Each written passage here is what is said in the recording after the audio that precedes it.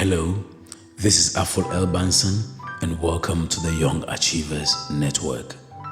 Give me a thumbs up and help me grow this channel by sharing this video with your friends, subscribing to my channel and clicking on the notification bell so that whenever we upload motivational content, which is every day, you will be the first to get the notification.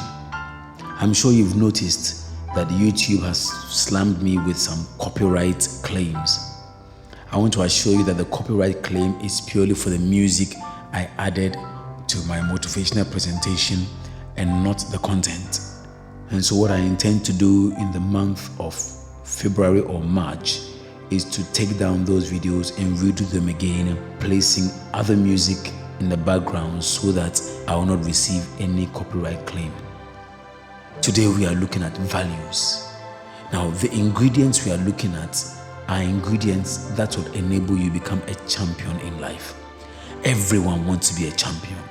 When you look at the Champions League and you look at the teams that play, you look at the exceptional performance of the players on that team, we are amazed, and that's why we love it.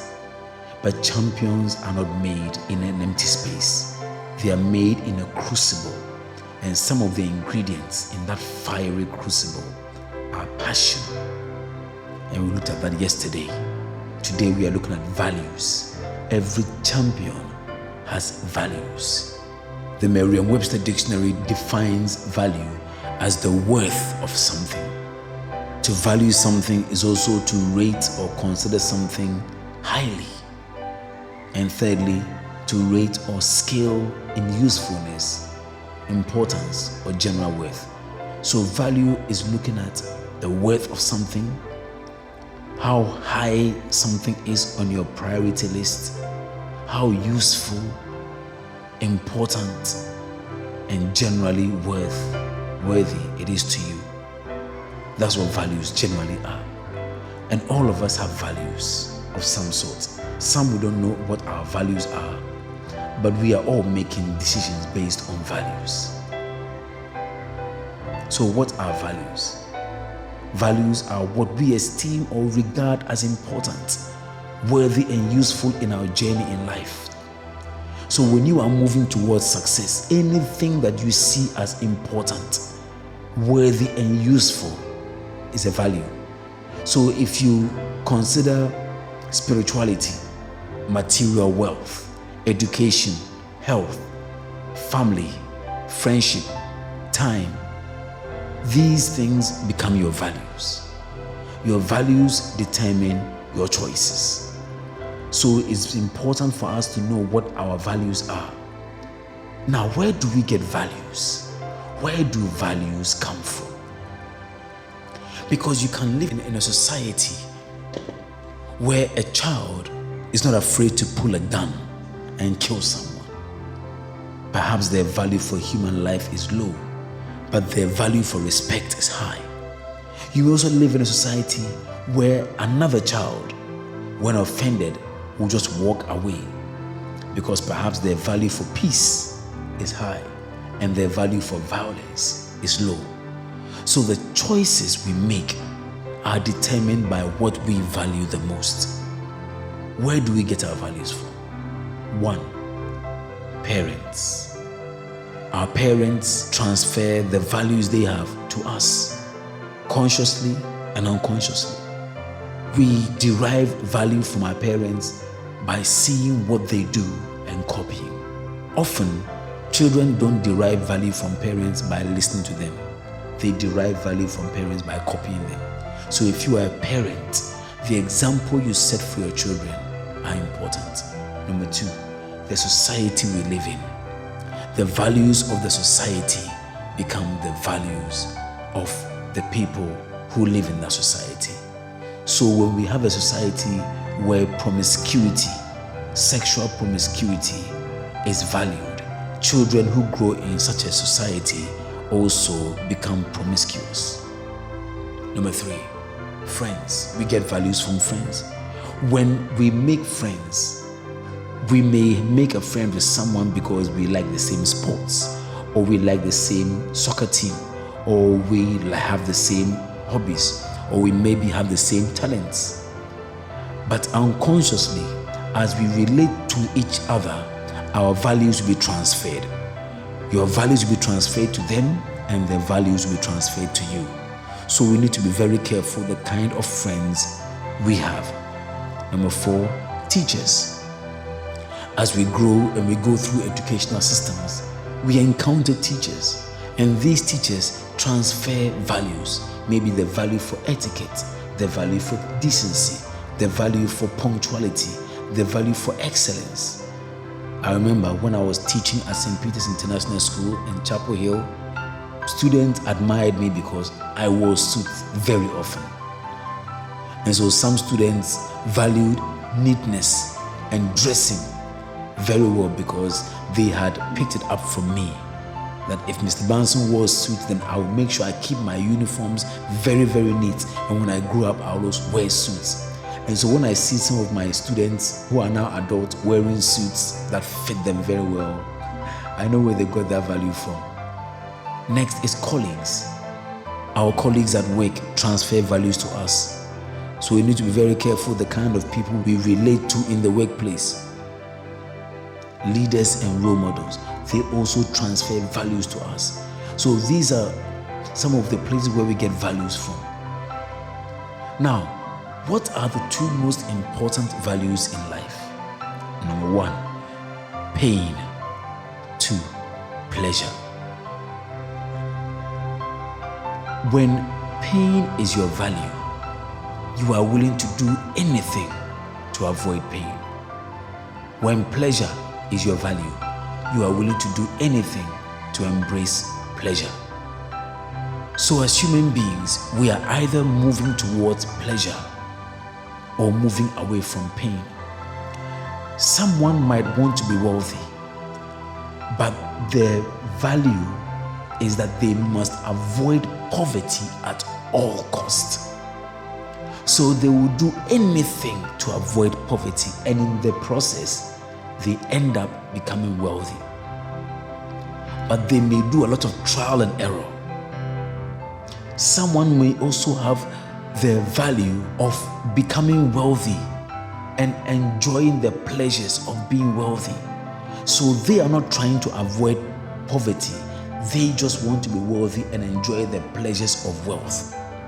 And such a person will unconsciously avoid poverty, but they may start living as if they are rich before it's time, and they may end up in poverty because they are so focused on the pleasures of wealth and happiness. So either we are moving towards pain or we are moving towards pleasure, and we need a balance of both. Whenever you are moving away from a particular pain, there's an opposite pleasure you are moving towards. Whenever you are moving towards a particular pleasure, there's an opposite pain you are trying to avoid. What moves you to succeed? Is it the desire to avoid pain at all costs, or the desire to experience pleasure at all costs? No matter who you are, there is a pain that accompanies every pleasure you want. And there is a pleasure that accompanies every pain you are trying to avoid. The challenge with many people is that there's something known as an internal conflict. On one hand, they want a certain pleasure, but on the other hand, they don't want to go through the pain that will enable them enjoy the pleasure. On one hand, they want to avoid a particular pain, but on the other hand, they don't want to really embrace the pleasure that comes with it. Let me give you an example. Someone may want to become wealthy. That is the pleasure they want. But they don't want the pain of work, the pain of patience and delayed gratification. Some want the pleasure of wealth, but they can't embrace the pain of starting their own business, and so they want to stay in the job where they are at. Someone wants to avoid the pain of poverty, but they have no desire to be rich.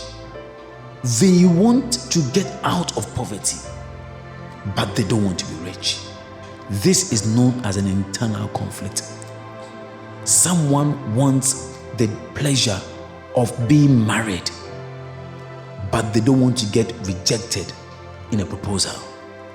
Someone also, a young lady, wants the pleasure of marriage, but they have concluded all men are liars. So let me give you some more examples of this pain-pleasure conflict that we have. I want to be successful, but I'm afraid of being rejected or failing.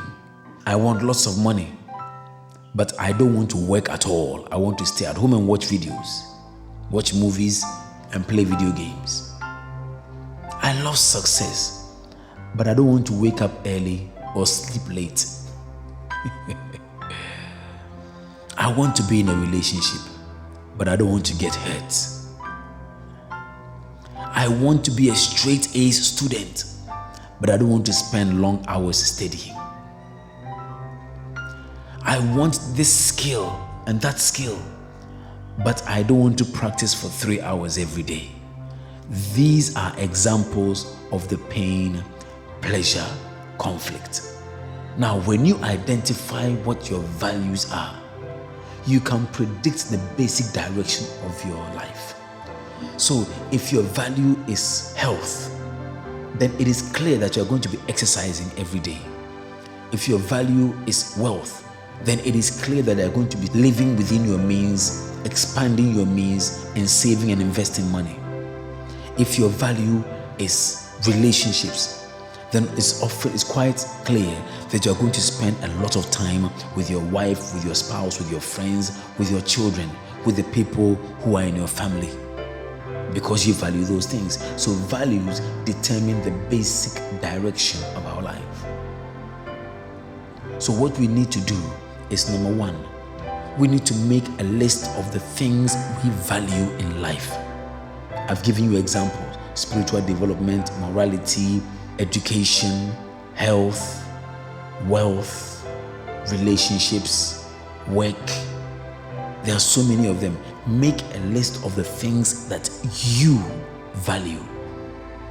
Keep the list to about 5, from 5 to 7, no more than 7. Then secondly, arrange them in the order of priority. So let's say you have spirituality, education, health, wealth, relationships as your values. So you arrange your list of values in order of priority. Number 3, determine what you will do to reach each of these values. So your aim is you want to strengthen these values. You want to make sure that these values become strong. And then finally, know what you must do to avoid the negatives of the values. So if you want to avoid poverty, know what to do. You love relationships, you want to avoid being alone, know what to do. You love education, you don't want to be ignorant, then know what to do. And as you do this, your values will strengthen your life and guide your decisions, and your decisions will make your life better. I hope that this podcast has been helpful to you. This has been Afful Banson and the Young Achievers Network. Give me a thumbs up. Sayonara.